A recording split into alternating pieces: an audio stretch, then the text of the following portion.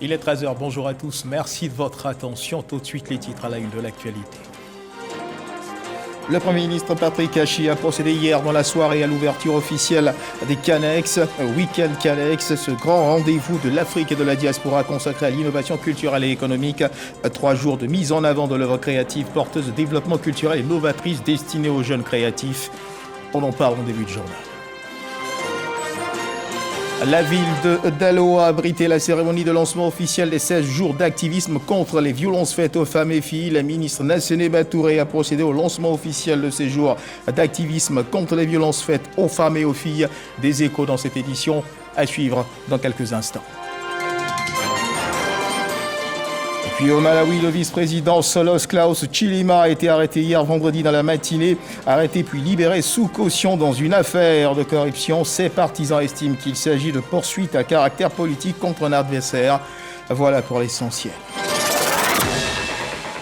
Mesdames, Messieurs, bonjour et merci de nous suivre. Nous le disions à l'instant dans les titres, hier dans la soirée, le chef du gouvernement, Patrick Achi, a procédé à l'ouverture officielle des Week-end Canex, ce grand rendez-vous de l'Afrique et de la diaspora consacré à l'innovation culturelle et économique. 3 jours de mise en avant de l'œuvre créative porteuse de développement culturel et novatrice destinée aux jeunes créatifs, investisseurs et industriels dans les domaines de l'industrie créative, le divertissement et la recherche. Nous y reviendrons assurément dans nos prochaines éditions.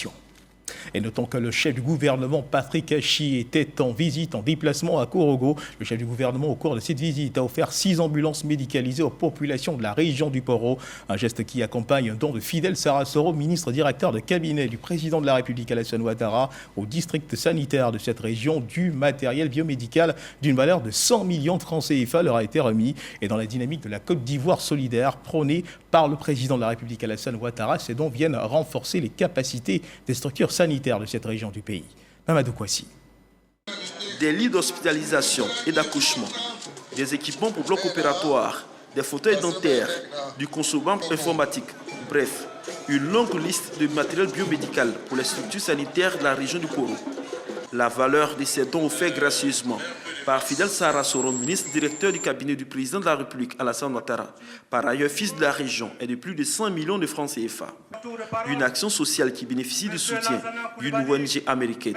Ça concourt non seulement au bien-être de la population, ça concourt au renforcement des ressources humaines, parce que comme vous le savez, la qualité des ressources humaines est le socle sur lequel se base tout développement.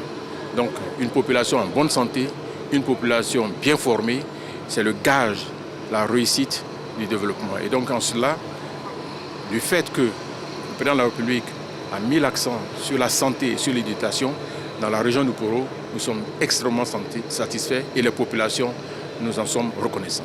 Les départements de Korogo, de Sinématiali, de Dikodougou et de Bengué sont les bénéficiaires de ce don. Don renforcé par une remise de 6 ambulances médicalisées offertes par le Premier ministre Patrick Achi pour les 5 districts sanitaires de la région. Moment choisi par le ministre Pierre Demba d'inviter ses collaborateurs au bon usage de ces matériels mis à leur disposition et à une fréquentation assidue des femmes au centre de santé. Je compte sur votre professionnalisme habituel et votre engagement, vous qui êtes le maillon indispensable pour rendre le système de santé performant et résilient. Je voudrais donc demander à la population et particulièrement aux femmes de continuer à fréquenter les centres de santé pour le suivi de leurs accouchements et la prise en charge des enfants de 0 à 5 ans, dont la gratuité est toujours en vigueur dans notre pays. Je voudrais saisir cette occasion solennelle pour inviter toutes les populations de la région du Poro à se faire enrôler afin de bénéficier des prestations de soins de santé à moindre coût grâce à la couverture maladie universelle. Chers parents, vous devez vous faire enrôler pour ceux qui ne le sont pas encore et être à jour des cotisations pour ceux qui ne le sont pas déjà. Présentez vos cartes de CMU aux agents de santé partout pour vérifier sa validité. N'attendez pas d'être malade pour le faire. Vous devez profiter des bienfaits que vous procure quotidiennement la politique de santé de son Excellence le Président de la République Alassane Ouattara. Le Premier ministre félicite le ministre directeur du cabinet Fidel Sarasoro pour cette action sociale à l'endroit des populations. Patrick Achi rassure la population de l'engagement du président de la République Alassane Ouattara à leur offrir un mieux-être. C'est une façon pour nous, devant ses parents, de lui dire « Fidèle, merci ».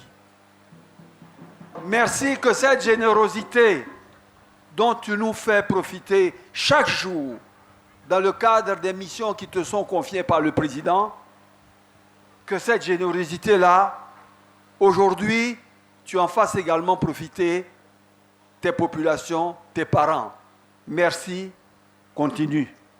C'est la bonne route. C'est la bonne route. Et merci également donc pour le président, parce que ce faisant, quand tu poses des actes de cette nature,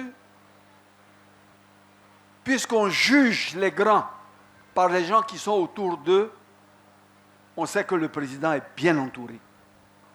Et ça honore également le président. Merci beaucoup aux femmes. Merci beaucoup aux jeunes. Chaque jour, votre santé, votre éducation, votre nourriture, vos emplois, c'est le souci quotidien du président de la République. Et nous, les membres du gouvernement que nous sommes, moi y compris, c'est de respecter ces instructions-là et de faire en sorte que les populations soient fières de lui et de l'avoir pour guide pour le pays. Ces dons en matériel biomédical et en ambulance constituent la première phase d'une série de dons pour le district autonome des Savanes. Les populations toutes heureuses ont exprimé leur joie à travers des danses et des dons. La Côte d'Ivoire compte désormais 4 cours d'appel, avec celle de Korogo fraîchement inaugurée par le Premier ministre Patrick Hachi. Fruit de la collaboration ivoiro-française, la construction de cette infrastructure a coûté plus de 4 milliards de francs CFA. Des projets qui s'inscrivent dans la politique de restructuration de l'appareil judiciaire mise en œuvre par le président de la République Alassane Ouattara depuis 2011. On retrouve Mamadou Kassi.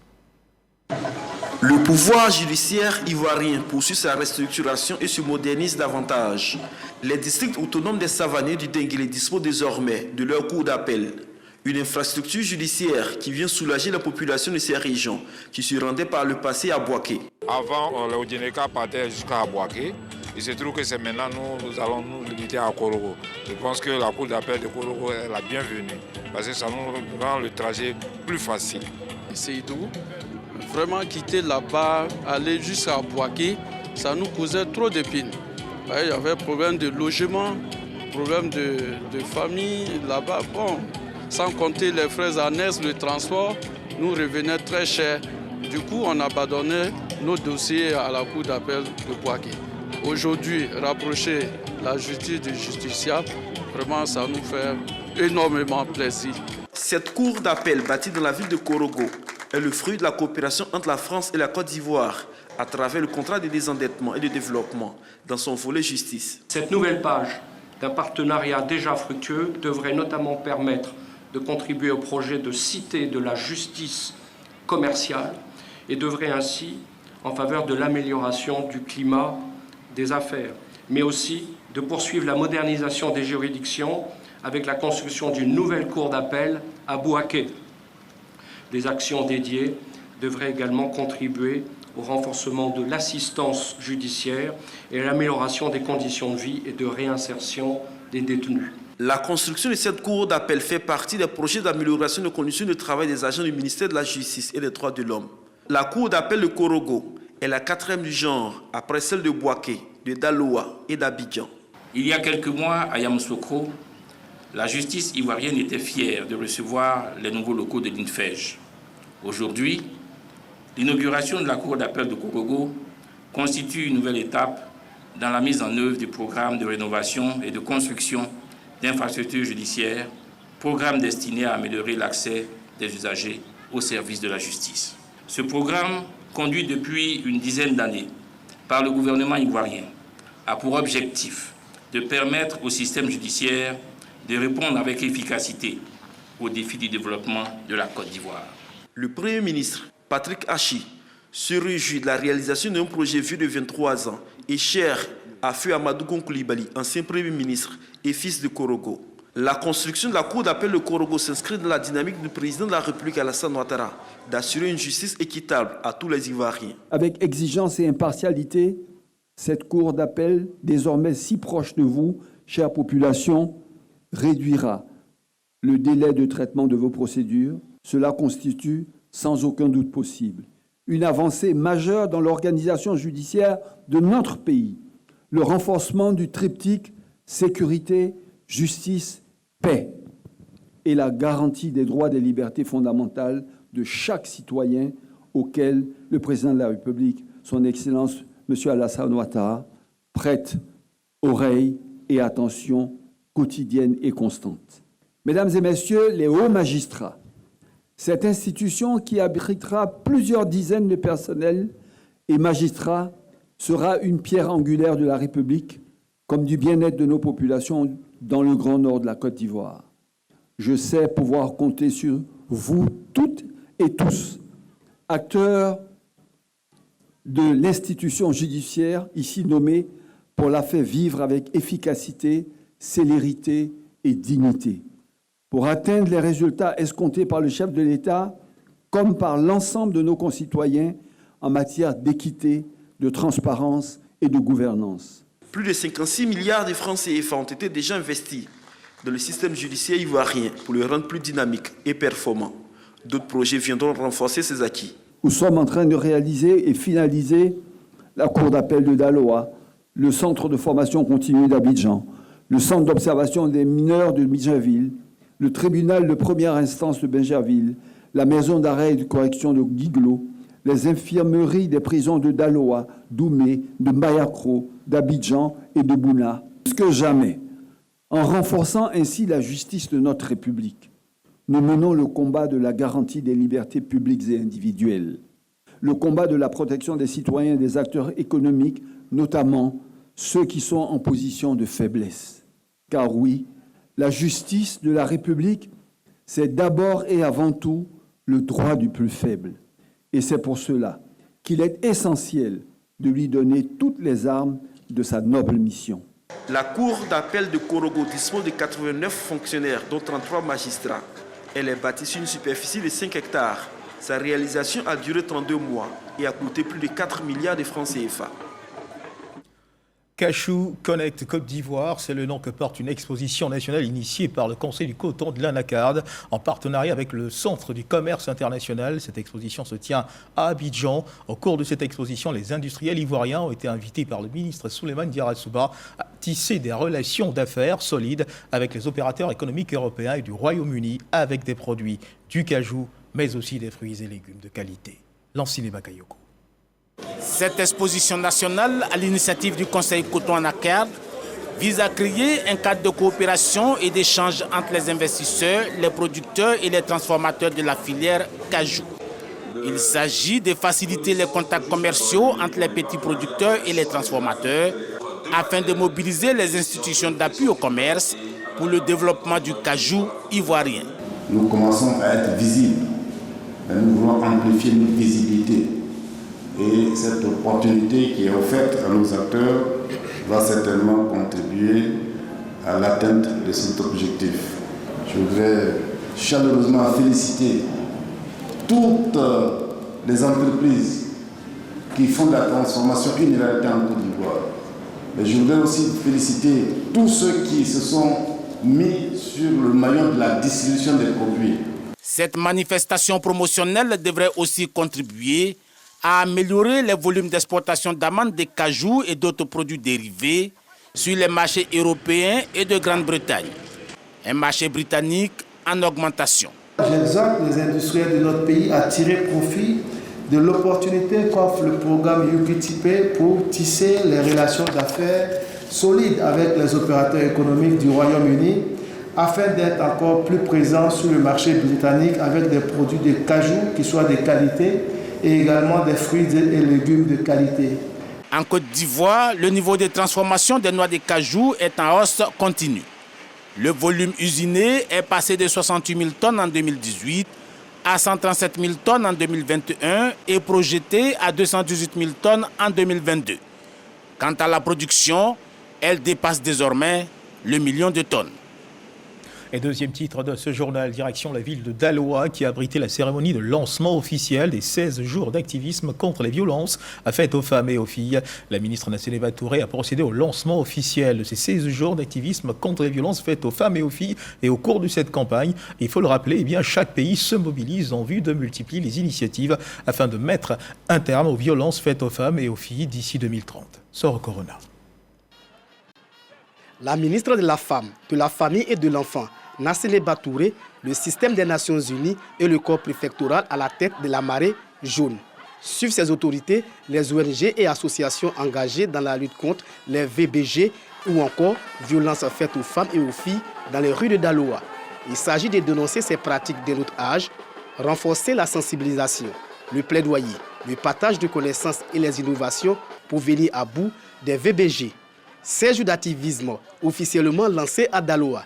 En 2021, ce sont 6040 cas de VBG qui ont été déclarés, soit une augmentation de 16%. Sur la période des 3 premiers trimestres de l'année 2022, déjà 5114 cas de VBG ont été rapportés. La triste nouvelle est que parmi ces 5114 cas, le plus grand nombre des cas vient du district du Haut-Sassandra. La représentante de ONU Femmes partage les efforts déployés au niveau mondial et encourage la Côte d'Ivoire à poursuivre les initiatives contre les violences faites aux femmes et aux filles. Depuis 1991, la campagne contre la violence basée sur le genre à l'égard des femmes et des filles a mobilisé plus de 6000 organisations dans près de 187 pays et a touché plus de 300 millions de personnes. Le système des Nations Unies salue encore une fois les efforts du gouvernement pour mettre fin à ce fléau. Dans la même veine, distinction des personnalités, ONG et associations de lutte contre les VBG dans la région du Haut-Sassandra. Cette cérémonie nous appelle à un nouvel engagement plus fort pour une synergie d'action. Aujourd'hui, à la face de toute la Côte d'Ivoire, nous prenons pleinement conscience de notre capacité à lutter contre les violences basées sur le genre et à impacter positivement notre société. Depuis Daloa, la ministre de la Femme, de la Famille et de l'Enfant appelle les populations à la fin aux arrangements à l'amiable. Le but, stopper les mariages forcés, les mutilations génitales. Nassene Batouré assure que l'égalité du genre constitue une priorité du gouvernement. Chères femmes, chères mères, refusez les arrangements à l'amiable. Une condamnation mettra fin à 10 violences sur le genre. Un arrangement à l'amiable va contribuer à 100 autres cas de victimes de violences basées sur le genre. Parce qu'on se dira, on va gérer à l'amiable. Débuté ce 25 novembre, les 16 jours d'activisme s'achèvent le 10 décembre prochain. Thème, tous activistes, tous solidaires pour mettre fin aux violences faites à l'égard des femmes et des filles. Un reportage de Soro Corona à suivre à présent l'évolution de la Covid-19 en Côte d'Ivoire.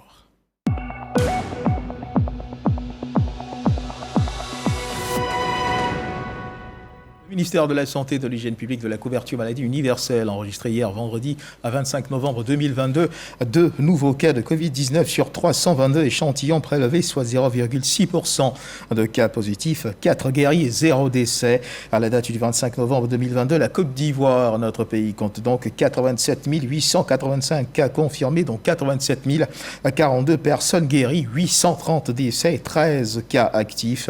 Le nombre total d'échantillons est de 1 652 549 et le 24 novembre 2022, 11 838 doses de vaccins ont été administrées, soit un total de 21 803 540 doses du 1er mars 2021 au 24 novembre 2022. Et dans le fil de l'actualité, cette sensibilisation organisée par les responsables du lycée Mamie Feta de Bingerville, une sensibilisation qui a porté sur la sexualité précoce et la consommation des drogues en milieu scolaire. Selon des chiffres de l'éducation nationale, chaque année, ce sont 3700 cas de grossesse précoce qui sont enregistrés en milieu scolaire. Ces grossesses précoces qui figurent parmi les raisons principales d'abandon des classes chez les jeunes filles.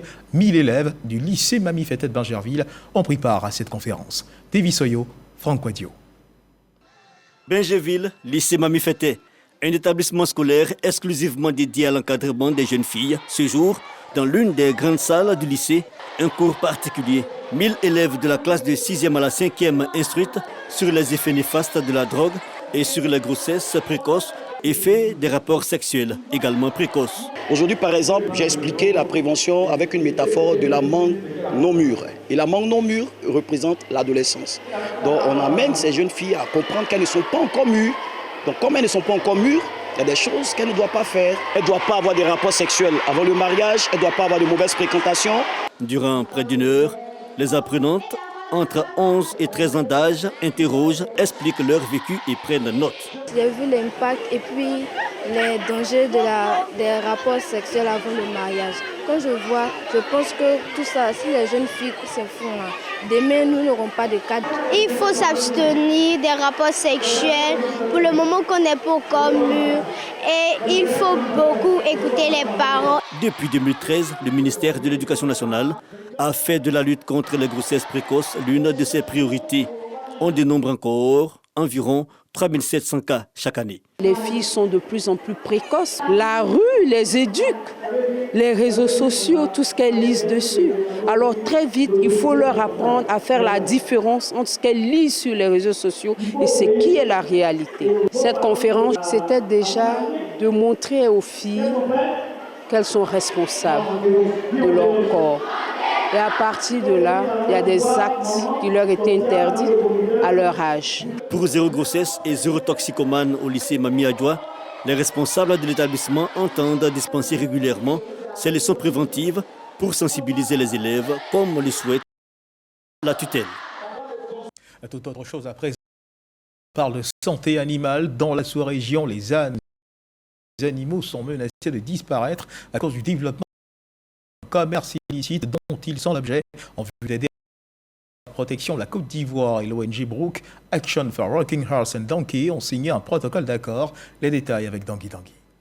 Conserver la santé et le bien-être des ânes est crucial pour la vie de nombreuses populations de par le monde, notamment en Afrique de l'Ouest, soutiennent les défenseurs de la santé animale.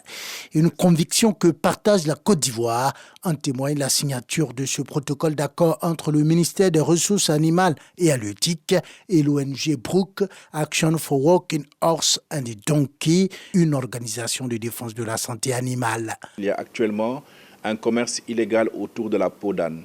Les ânes sont recherchés pour leur peau, pour développer un produit cosmétique qui s'appelle Ejiao. Et la demande mondiale actuelle en peau d'âne est de 5 millions de peaux par an. Sachant qu'en Afrique de l'Ouest, nous avons moins de 10 millions d'ânes, il serait vraiment illusoire de soutenir ce commerce parce que le taux de prélèvement est beaucoup plus important que le taux de reproduction de ces animaux. C'est vraiment quelque chose qui forcément défavorise les femmes en milieu rural, continue à amplifier la pénibilité du travail des femmes et des ménages les plus démunis. Là où nous aurons la possibilité de faire le plaidoyer pour cette bataille, nous ferons le plaidoyer à tous les forats qui seront ouverts à cet effet. La Côte d'Ivoire et l'ONG Brook partagent au moins une vision, celle d'un monde où les ânes et les mulets de trait ne souffrent pas. Un reportage de Dangui Dangui. Direction à présent l'école de gendarmerie d'Abidjan pour une cérémonie plutôt spéciale. Et rassurez-vous, ce n'est pas une télé-réalité, même si l'ambiance est semblable à celle que l'on retrouve dans les telenovelas. Un oui collectif prononcé par 421 gendarmes à leurs épouses. Devant parents, amis et leurs frères d'armes, les nouveaux mariés se sont promis amour et fidélité pour la vie. C'était en présence du commandant supérieur de la gendarmerie nationale, le général de corps d'armée, Alexandre Appalotouré, qui a voulu cet événement mémorable. Des couples qui ont été officiellement unis devant les hommes et selon les lois du mariage civil, cérémonie célébrée par Kandia Camara, maire de la commune d'Abobo. Walter Amadou Ouattara. Article 52. Les époux contribuent aux charges du ménage à proportion de leurs facultés respectives. La lecture relative au code du mariage civil a semblé individuellement longue pour ces futurs mariés. Tous attendaient cet ultime moment. C'est la traditionnelle question. Messieurs les candidats au mariage, consentez-vous à prendre pour épouse vos fiancées ici présentes? Mesdemoiselles candidates au mariage, consentez-vous à prendre pour époux vos fiancés ici présents? À partir de cet instant, ces 421 jeunes âmes sont unis pour le meilleur, pour le pire. Leur volonté se réalise ainsi. Le porte-parole des nouveaux mariés traduit leur reconnaissance envers tous ceux qui ont contribué à la concrétisation de ce bonheur. Merci pour votre soutien et votre présence à notre côté chaque fois que cela est nécessaire. Merci d'avoir fait du mariage collectif une réalité qui apportera à coup sûr la stabilité dans nos maisons. Ce mariage collectif a été possible grâce à l'engagement du commandant supérieur de la gendarmerie nationale, toujours aux côtés de ces hommes. À l'association des épouses de gendarmes, je réitère nos félicitations pour les efforts que vous faites afin d'amener vos sœurs à écouter les messages de M. le ministre d'État qui sont de mobiliser nos personnels pour que les couples soient surtout stables afin de favoriser les bons rendements au niveau du travail de leur mari. Le représentant du ministre d'État, ministre de la Défense, et la ministre d'État, ministre des Affaires étrangères, Kandia Camara, en tant que marraine, ne manquent pas de prodiguer des conseils aux mariés. Beaucoup de bonheur, beaucoup de paix, et nous sommes convaincus que ce mariage collectif sera une bénédiction pour l'ensemble de nos mariés. Je vous demande, chers couples, d'être indulgents les uns envers les autres, d'être respectueux, le mari envers son épouse, l'épouse envers son époux. Soyez des amis. Entamée à l'école de la gendarmerie nationale d'Abidjan, la fête va se poursuivre au domicile de chaque couple. Voilà, belle cérémonie de mariage et beaucoup de bonheur aux nouveaux mariés. Depuis hier vendredi, les journalistes réunis au sein de l'UNJCI, l'Union nationale des journalistes de Côte d'Ivoire, sont en congrès. Ce 11e congrès se tient dans la commune du Plateau. Il verra le renouvellement des instances dirigeantes de l'Union. Grâce Kando. Ensemble pour une UNJCI plus forte et solidaire. Thème du 11e congrès ordinaire de l'Union nationale des journalistes de Côte d'Ivoire, dont la cérémonie d'ouverture a eu lieu ce vendredi à la Maison de la Presse. Le président du congrès fixe les orientations pour la bonne tenue des assises. Nous allons faire ce congrès en nous appuyant nécessairement sur nos textes. Quand on sort de là avec une UNJCI très forte, avec des organes en tout cas revigourés, parce que c'est ce que les gens demandent. Ce congrès qui se tient du 25 au 26 novembre coïncide avec le 31e anniversaire de l'UNJCI. Le président Jean-Claude Koulibaly, candidat à sa succession, appelle à la cohésion de tous. Nous, qui sommes si critiques et que nous posons comme les grands moralisateurs de la société, nous devons montrer notre capacité d'aller de l'avant, car les défis qui nous attendent sont immenses et demandent que nous les affrontions unis, solidaires et déterminés. Les journalistes attendent beaucoup de ce congrès. Les entreprises de presse ne fonctionnent pas correctement, ça ne marche pas, on n'arrive pas à payer correctement les employés que nous sommes.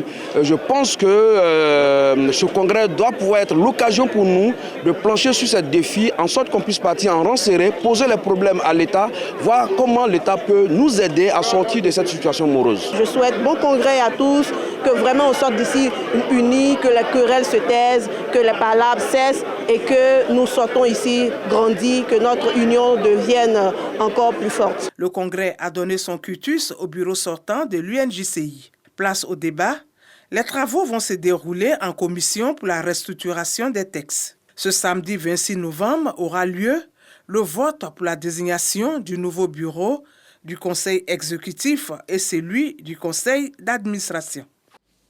Et dans l'actualité internationale au Gabon, à moins d'un an des élections générales et notamment présidentielles très attendues, l'architecture électorale se met en place. Révision des listes électorales, nouveau centre gabonais des élections, réforme. Beaucoup de dossiers sont sur la table, ce qui n'est pas à s'en créer. Déjà certaines tensions pouvoir et opposition. L'opposition accuse le pouvoir d'ignorer depuis des mois ses propositions pour une grande réforme électorale, refonte qui devrait légalement être entérinée avant la fin de l'année. Et puis on termine ce tour de l'actualité internationale avec le Malawi, où le vice-président du Malawi, Saulos Klaus Chilima, a été arrêté hier vendredi dans la matinée pour une affaire de corruption. L'accusation est portée par l'agence anticorruption du pays qui affirme qu'avec plusieurs hauts fonctionnaires, il a accepté de l'argent d'une compagnie britannique en échange de contrats gouvernementaux. Saulos Chilima a répondu à 6 chefs d'accusation après quoi un tribunal l'a libéré sans caution. Ses partisans estiment qu'il s'agit de poursuites à caractère politique contre un adversaire. Et voilà qui marque la fin de cette édition. Merci de nous avoir suivis. Agréable début d'après-midi. Dieu garde la Côte d'Ivoire.